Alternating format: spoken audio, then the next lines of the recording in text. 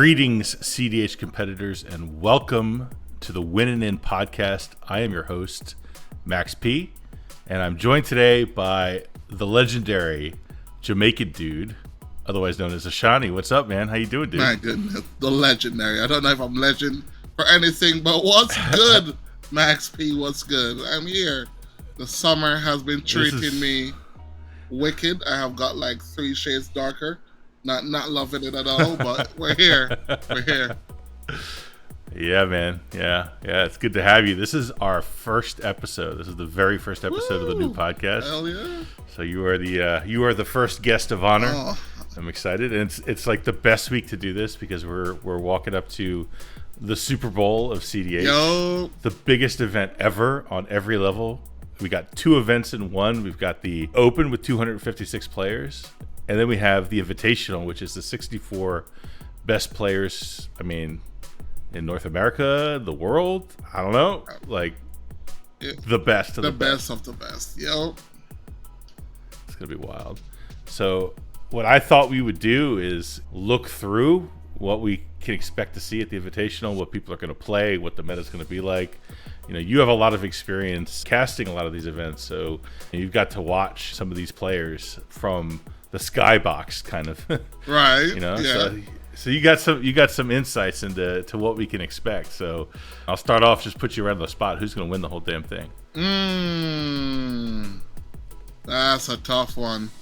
I think this might be weird. I think my money's on two players right now. I think hot take. I think if Ian brings Winota, he stomps the whole event. Oof. And I think if Zane runs hot, if the Godfather of Rog Si runs hot, he's hard. I don't think he's gonna be stopped. I think those are my 2 picks.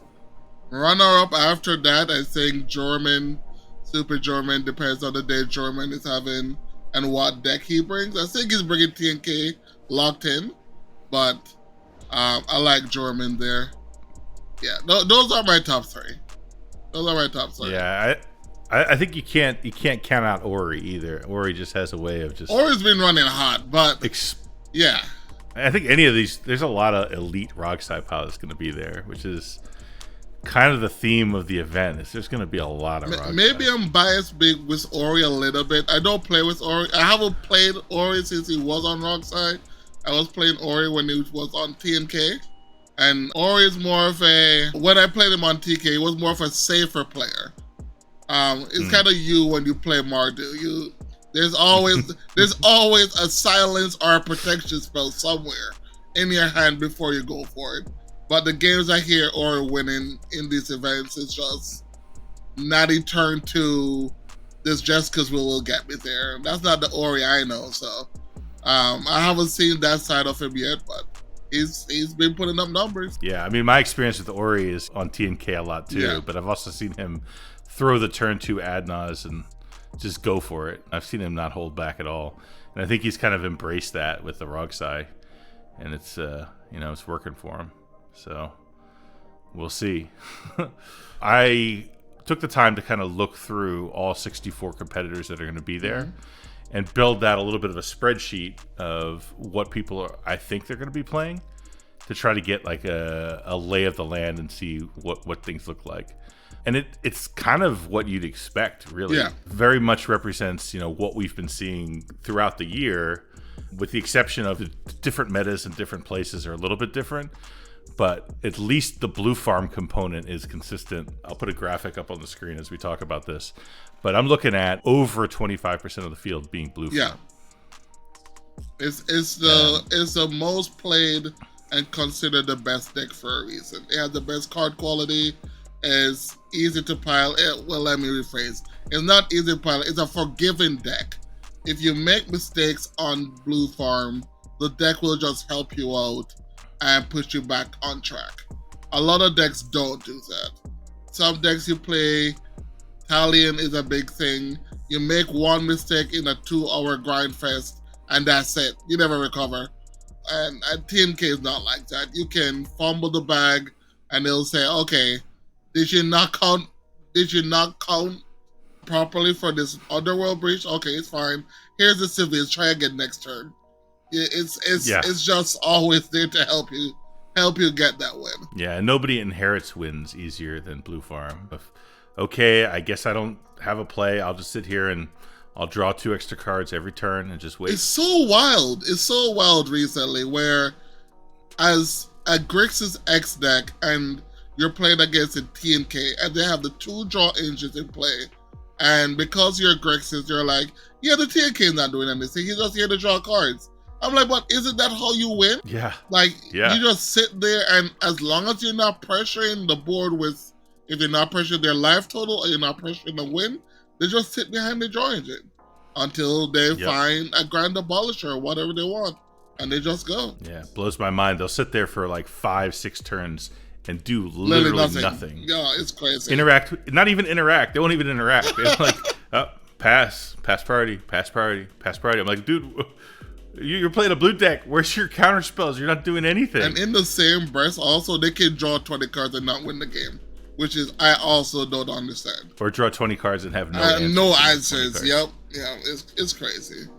Is actually crazy. Yeah. But the other deck after BlueFarm that I think we're going to see the most is actually not Rog Si. Sisay. Yep. Got like 17% of the field is going to be Sisay, with most of that being traditional Sisay, and a handful of pilots going to be on the Clam Chowder version, with a couple of big question marks. Grant Andrew Eklund.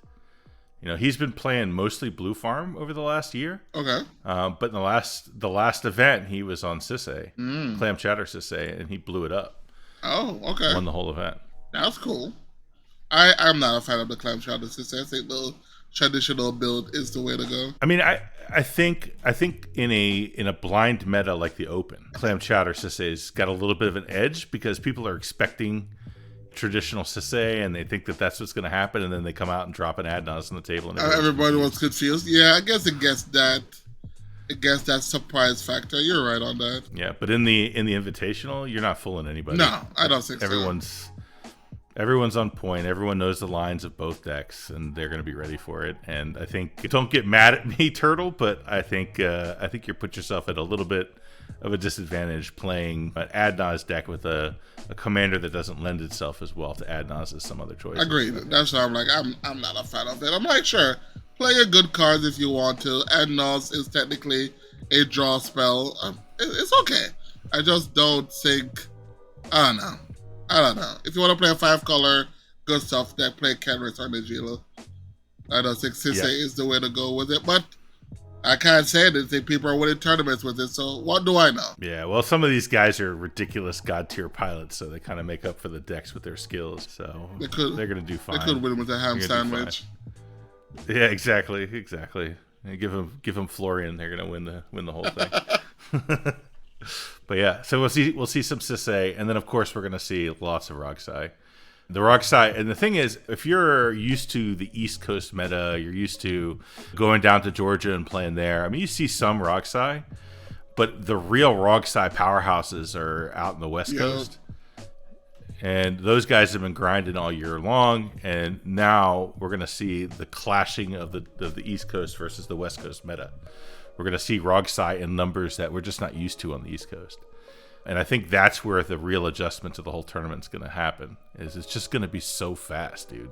I hope it does, because a few of these tournaments, I think players were just going, I'm going to keep a very safe hand because there's not a terrible threat at the table. So we can keep this turn 3 Timna because I have 3 pieces of interaction in hand.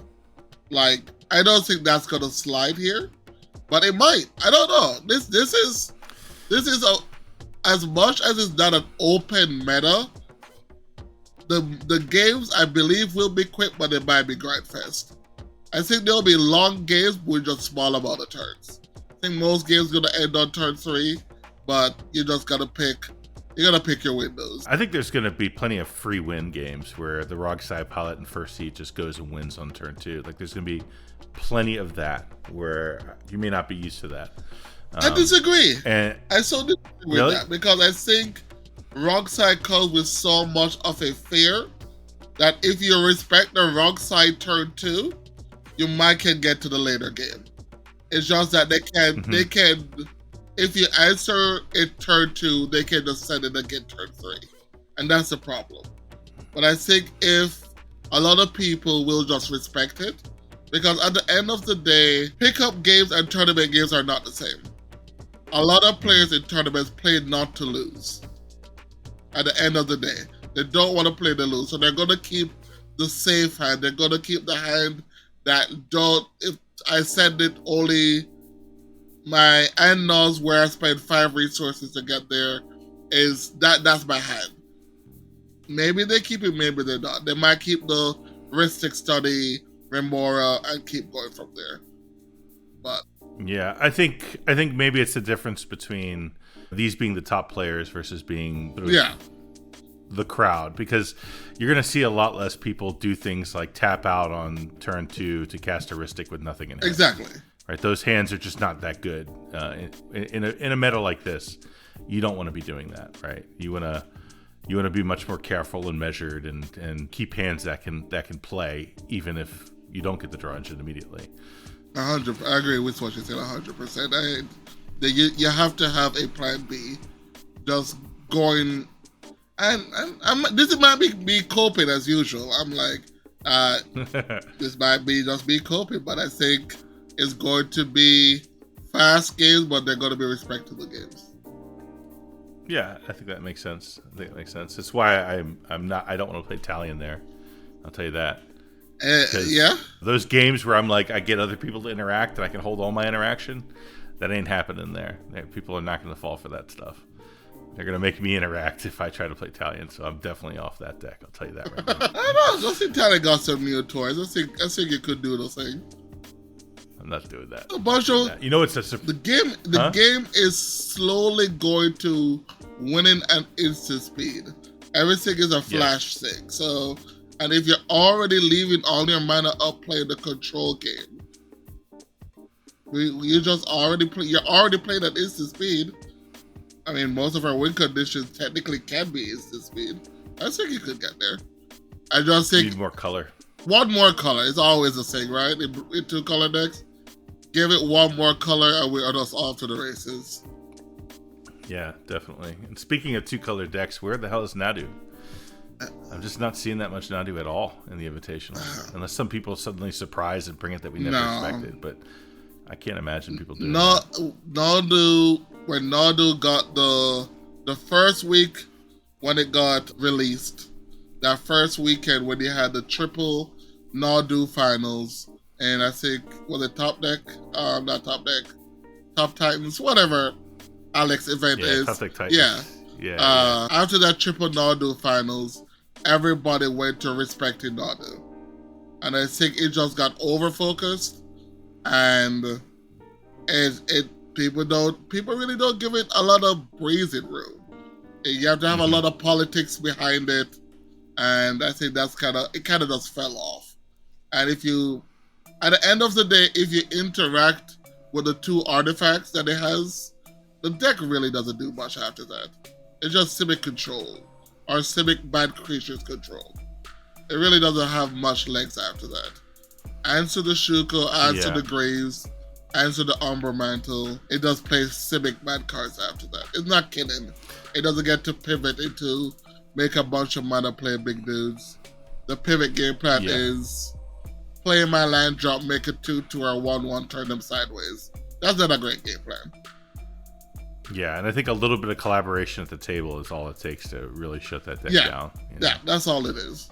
But you see, go ahead. You see it get away with stuff though. You see it get away with stuff sometimes where people don't respect it enough. They're like, oh, you only have 2 cards in hand and 2 creatures, and one of them is Nadu. This will be fine. And you have to explain to them, no, they don't have 2 cards in hand. That's 8 cards. They actually have 8 cards. You just don't realize it, because as soon as they get to the turn, they're just going to go off. So as a table, you have to not let them have the enablers. You just can't let them have them. That's what I was saying with Winota, right? Why Winota got kicked completely off the grid is because everyone at the table had to answer Winota. Like, Winota was such a problem that we were leaning for Blue Blast in our decks. When Blue Blast got put into most blue color decks, that's when Winota fell off. Because people, as a community, answered Winota. I don't think that's a problem right now. And that's why I think Winota could steamroll this.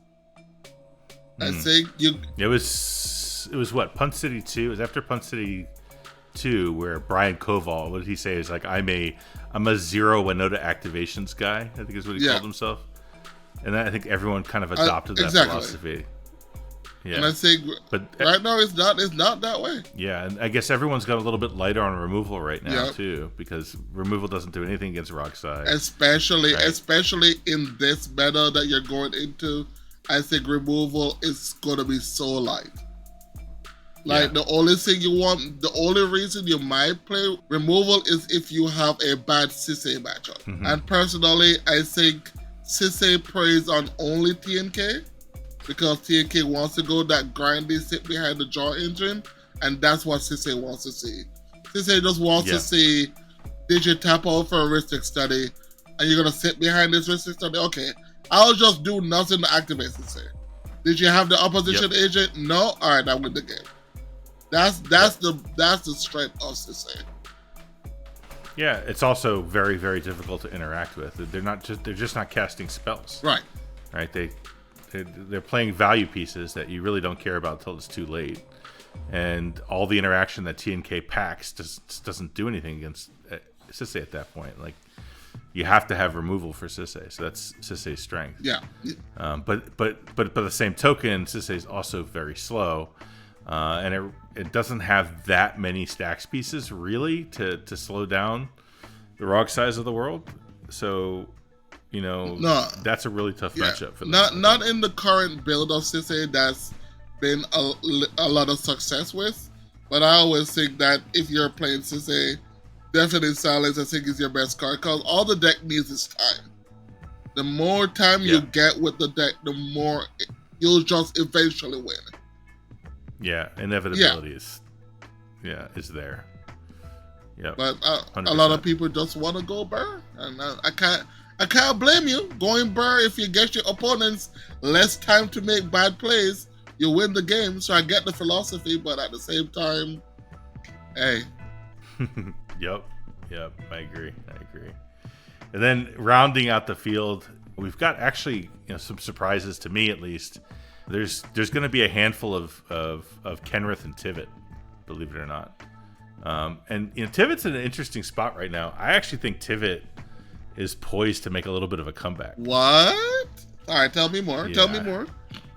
Because it like, we're sitting here talking about what answers Rog Si, what answers Sisay, and Tivit can run all of those things. It can run the Grafdigger's Cage. It can run Rest in Peace if it wants to. It can do all of those things that are huge pains for those other decks that aren't running removal to deal with it.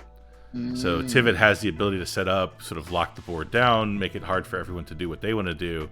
And then Tivit has its own eventuality built into it, where it just gets there after a certain period of time. Like, just hangs out for a while and then wins.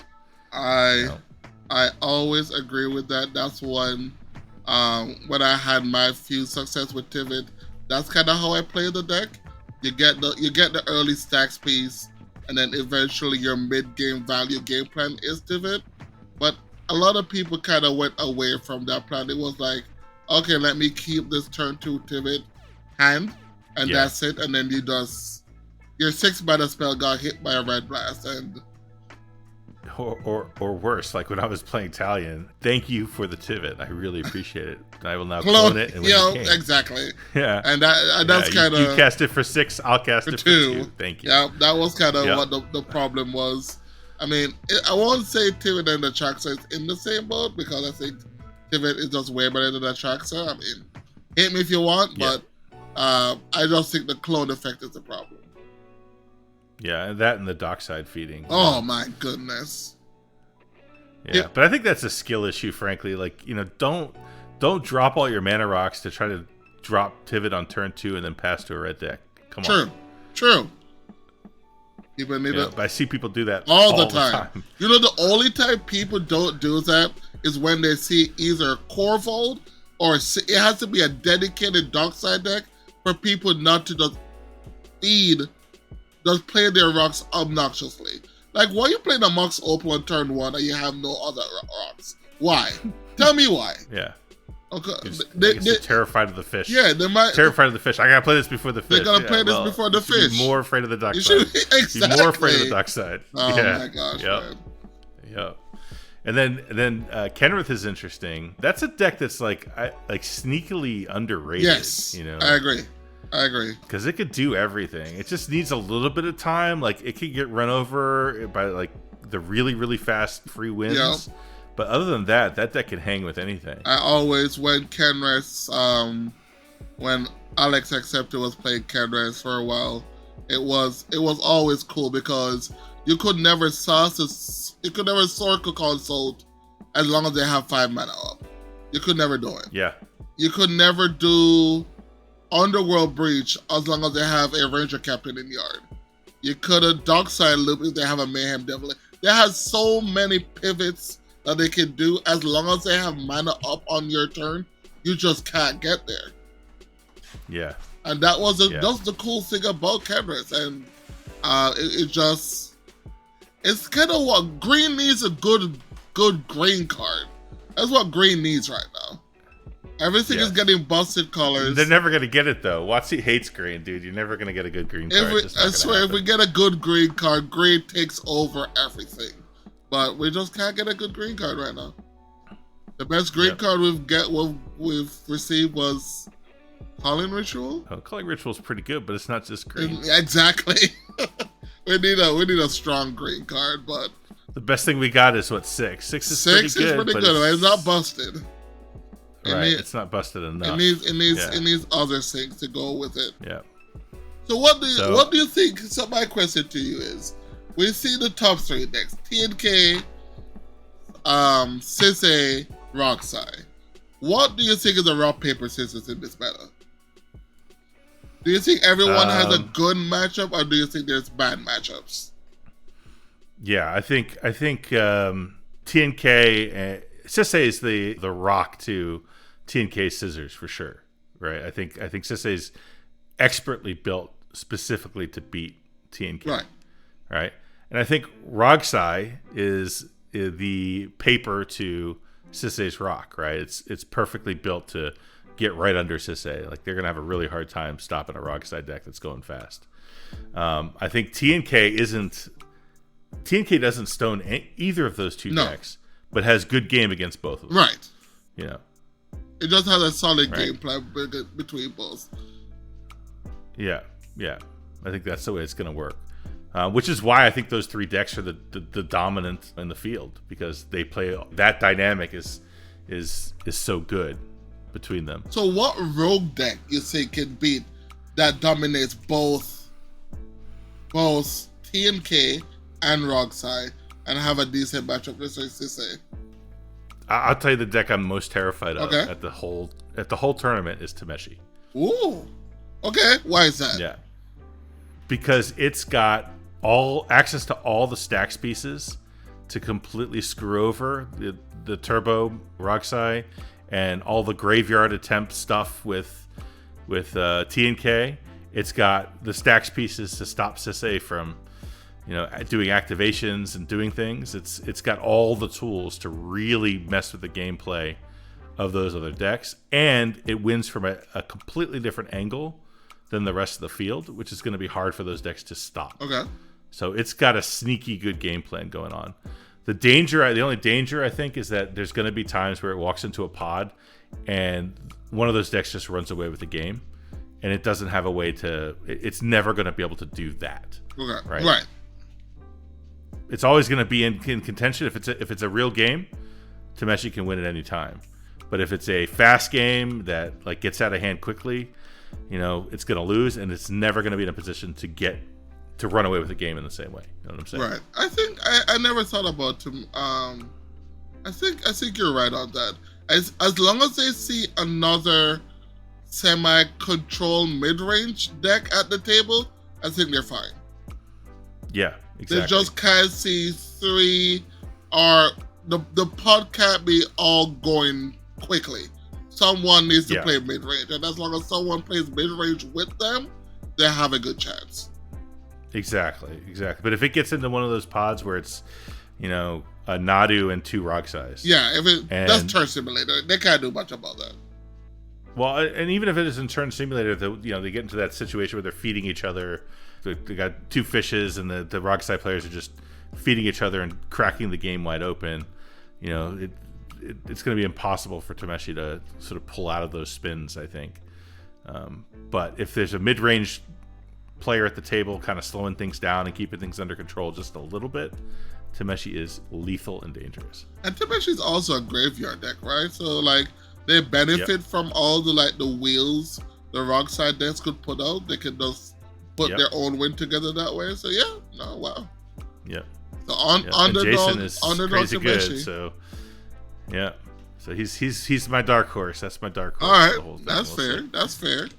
And other than that, there's some interesting one-off decks that are going to be there. We're going to see one Godo for sure.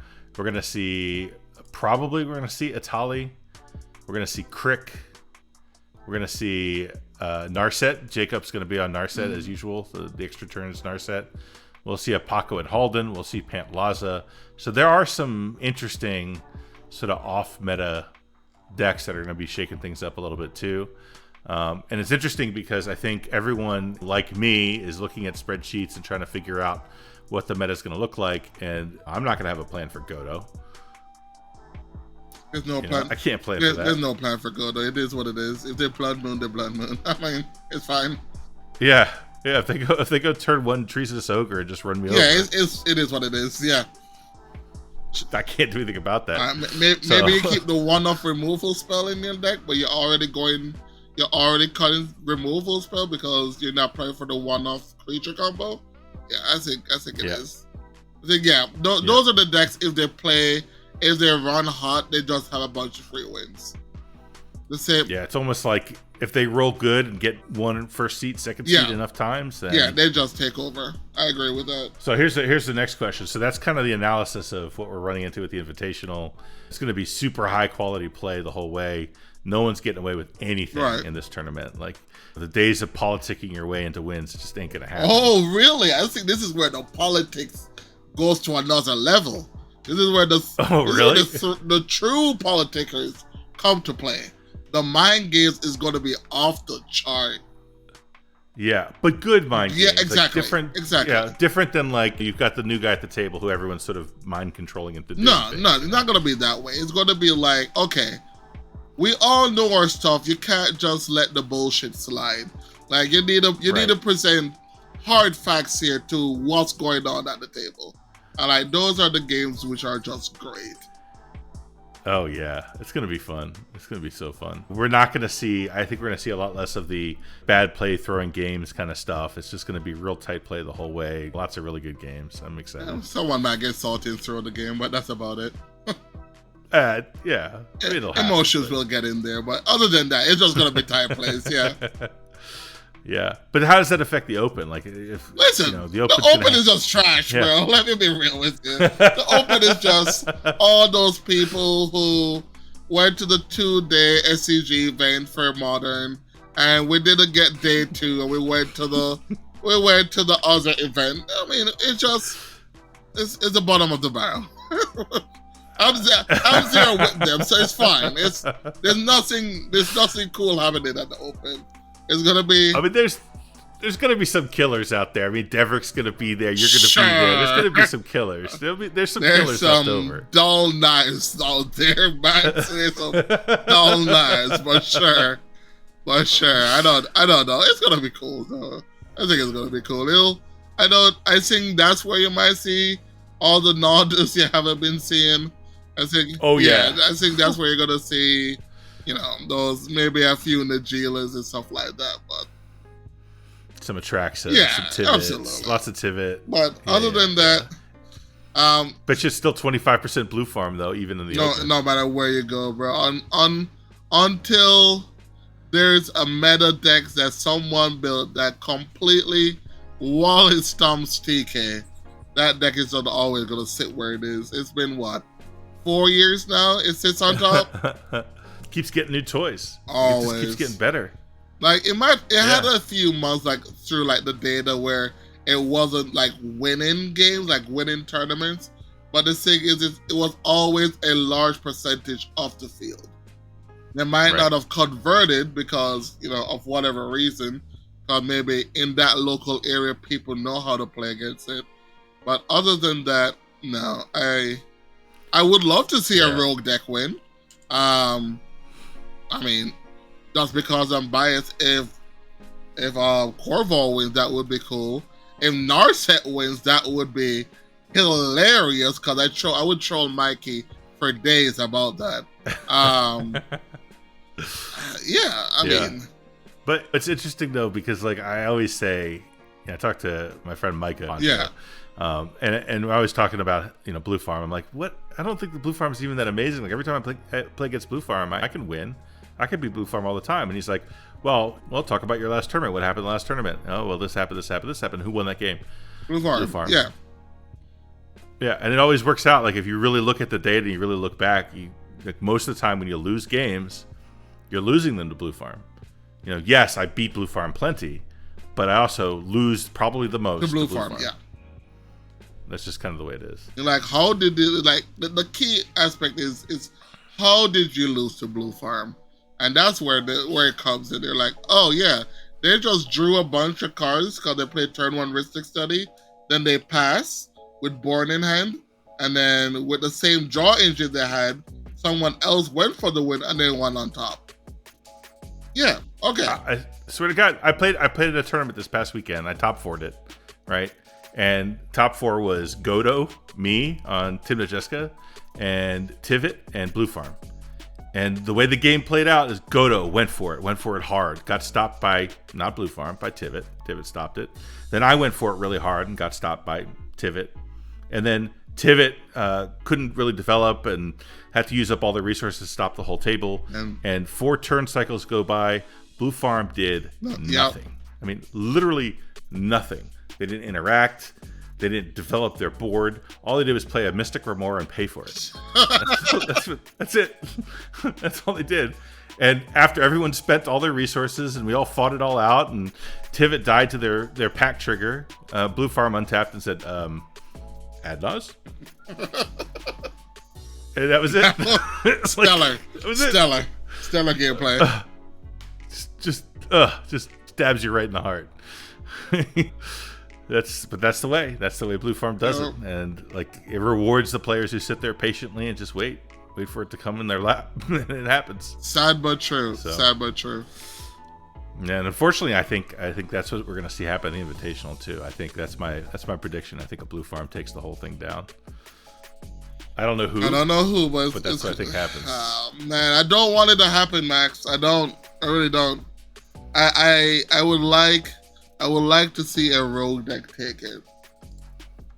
If it's not a rogue deck, make one of the Rog Si players get it. But other than that, I would like to see Earnest Street Urchin. No, that deck. I've been playing Nadu recently, and that deck despises on me. Oh my goodness! I've never seen that. That's rough. That's a terrible matchup. I've been playing Commander for a while, and I'm like, dude, this is downright a horrific matchup for me. Like, I don't want to see this. Like, okay, before this, I was like, hey, Jessica Timna is not something I want to see, but I can play around it. The board wipe is Jessica, I say Jessica. I can play around it. But this Street Urchin thing, don't play creatures anymore. Just give up on them. Literally give up on them. There's no wiggle room for politics. There's no, let me just do this to control the... No. They don't listen to anything because they literally just make creatures and sack creatures. And I'm like, this is just toxic. I never played a game in Commander where like, this matchup is unwinnable. Like, it's literally crazy. And you're like, please... Just play the Snoop and win. I'm just ready. I'm ready for it to be over. Please, I can't handle any of it anymore. Oh my goodness. Agreed. Agreed. But yeah, it's gonna be interesting. It's gonna be an interesting weekend. Like, I'm really looking forward to it. We're gonna be lobby conning our asses off. We're playing all night long. It's gonna be the best event of the year, and then it kicks right off into the next year. I mean, both of these events count towards platinum points for the next season. Yeah. So whoever wins the Open is qualified already, and whoever wins the Invitational is already qualified for the next. This is the best time to win get top 4. When all the demons are somewhere else, I need to sneak in and just lock in for season 2. That's the game plan. I can get platinum points. I just gotta wade through 64 players and win. Listen, you got this, Max. I believe in you. Yeah, you're my number Let's 5 go. pick. Yeah, I got you. You got this. Oh shit. Okay. No, I really do think if I don't know what you're playing, not gonna put it out there like that. But if you do bring Tim the Jessica, I do think you have I think it's a great meta deck. I think if that's what you're bringing, I would hope you bring Talion, but I don't think that would be dreadful on your brain if you bring Talion. But I think and Talion is number 5 in my rankings of what I'm trying to pick from right now. It's like the last option. Number 5 for me. For me it's either Tim the Jessica, it's Rog Si or BlueFarm, or I'll reassemble Florian and say fuck it, let's go. Don't join the dark side. Play Florian before you pick up TNK. Don't do it. I know you want to win, but don't do it. Don't do it. Yeah, we'll see. We'll see. Yep. Well, but hey, man, this was a lot of fun. This was a good conversation, man. We got to have you. I'm going to have you on again and again. Everyone's got to get used to you because you're going to be on here all the time. So this is the first episode of many to come. I'm going to try to really take a different angle to some of the other podcasts out there. Like, I really want to look at specifically tournament CDH. Oh yeah. Bring on some of these grinders who are really out there pushing it, see what's working for them, see how the meta is shifting around what we're doing, and really talk about that and how to be successful in these big tournaments that are happening. So, Ashani, where can people reach you if they want to talk to you? I am. If there's a league somewhere to win something, I'm normally playing it. But I am on Discord as Jamaican Dude and on Twitter, x.com, whatever you want to call that platform anymore, as Ashani or Ashani Miller. So that's where you can find me. Nice. Awesome. Well, thanks again, and thanks everybody out there for joining us for the first Winning In podcast, the first of many. If you want to find us, we'll be on YouTube. We're going to be on Apple Podcasts as well as Spotify. We have a Discord server that's already up. I'll put the link to that in the description below. And look forward to seeing you guys next time. Thanks for joining. Bye.